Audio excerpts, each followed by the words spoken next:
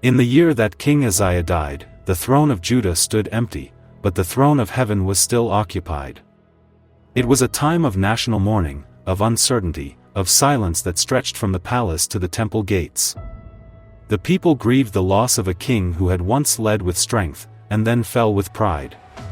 But while the crown on earth had fallen, the crown above remained unmoved.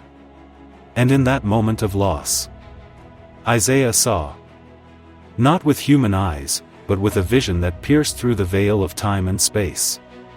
He saw the Lord, high and exalted, seated on a throne, not just above the temple, but over all creation. The train of his robe filled the temple, every fold a declaration of glory, every thread woven with majesty. This was no earthly king, this was the King of Kings.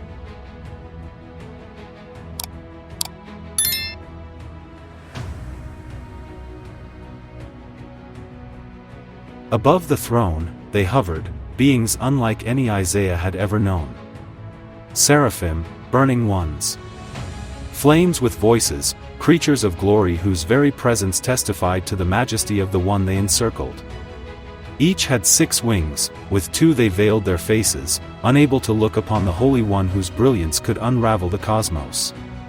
With 2 they covered their feet, standing in perpetual humility before the throne.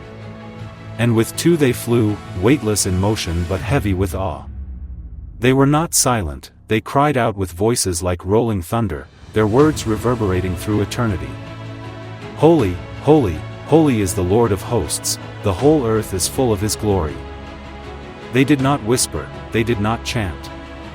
They roared, a declaration not just of who God is, but of what all creation must acknowledge.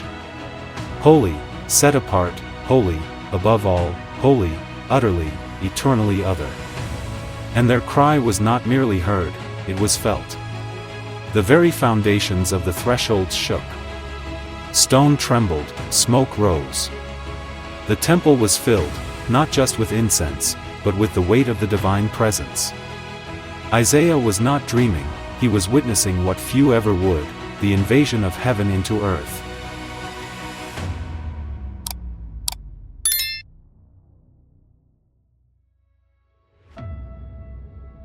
And then, silence.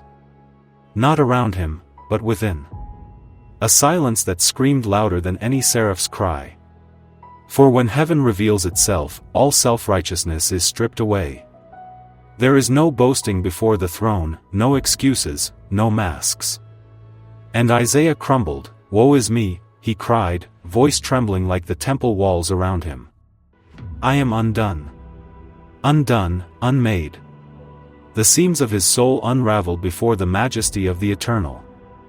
This was not fear alone, it was exposure. The kind that leaves a man with nothing left to defend.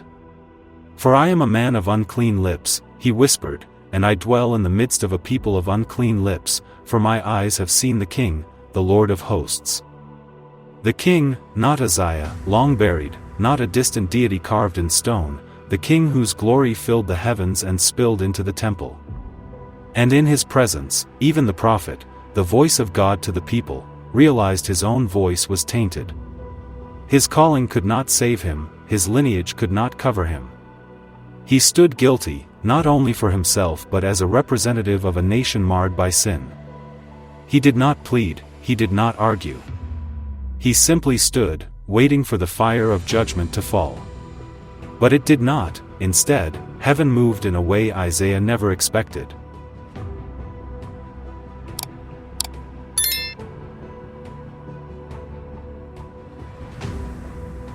Then one of the seraphim moved, not in wrath, but in mercy.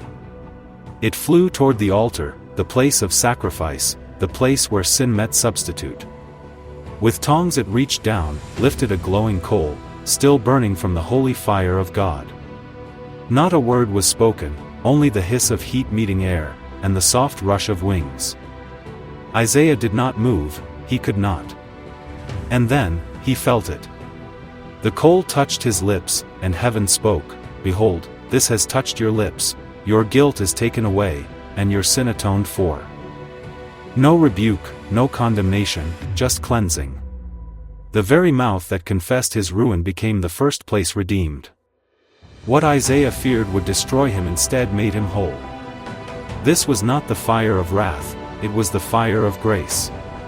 God did not call him perfect, he called him purified. And in that moment, Isaiah knew, holiness was not a barrier, it was an invitation. Through pain came purification, through fire came forgiveness.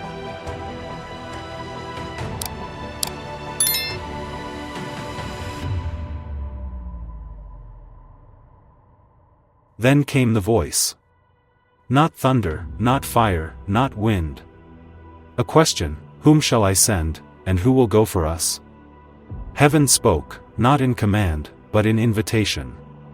The King who filled the temple with glory, who caused angels to tremble and prophets to fall, now waited for a response.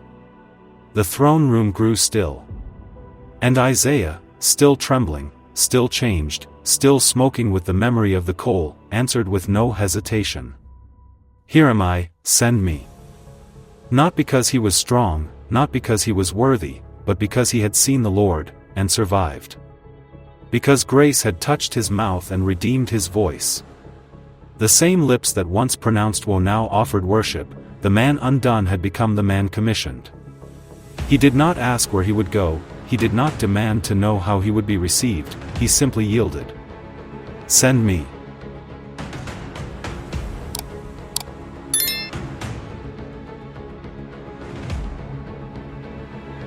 But the message was not what Isaiah expected.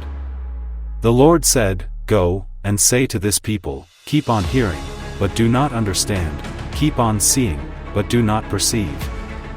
Isaiah had seen glory and been touched by grace, yet now he was being sent with a word that would harden hearts and close eyes. Not to be celebrated, but resisted. Not to gather crowds, but to speak to a people who would refuse to listen. Make the heart of this people dull, God said, and their ears heavy, and blind their eyes. Isaiah had been made clean, not to bring comfort, but to bring truth. A truth that would wound before it could heal, a message of judgment that would fall like winter before the spring.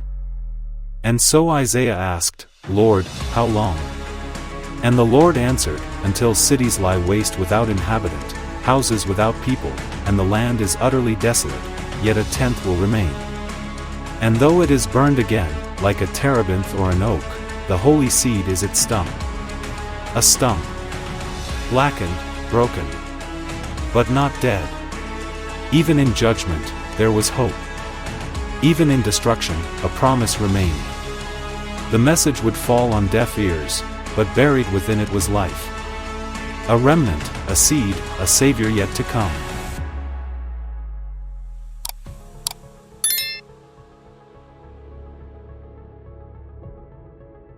Isaiah left the temple that day changed forever. He had seen the glory of God, not in a distant sky, but in the temple, in the smoke, in the shaking earth, and in the burning coal. He had heard the voice of heaven call his name, he had been ruined, and redeemed. And though the people would not listen, though the nation would fall, though judgment would sweep the land, Isaiah would never forget what he saw. Because once you've seen the throne, you cannot unsee it. Once you've heard, Holy, holy, holy, the noise of the world fades into dust. And when the smoke clears, one truth remains. The throne still stands. Nations rise and fall, kings live and die, temples shake and empires crumble. But the Lord, high and lifted up, remains. And to every heart that feels undone, every soul trembling before a holy God, the call still echoes. Whom shall I send? Who will go for us? And may we answer, as Isaiah did, Here am I, send me.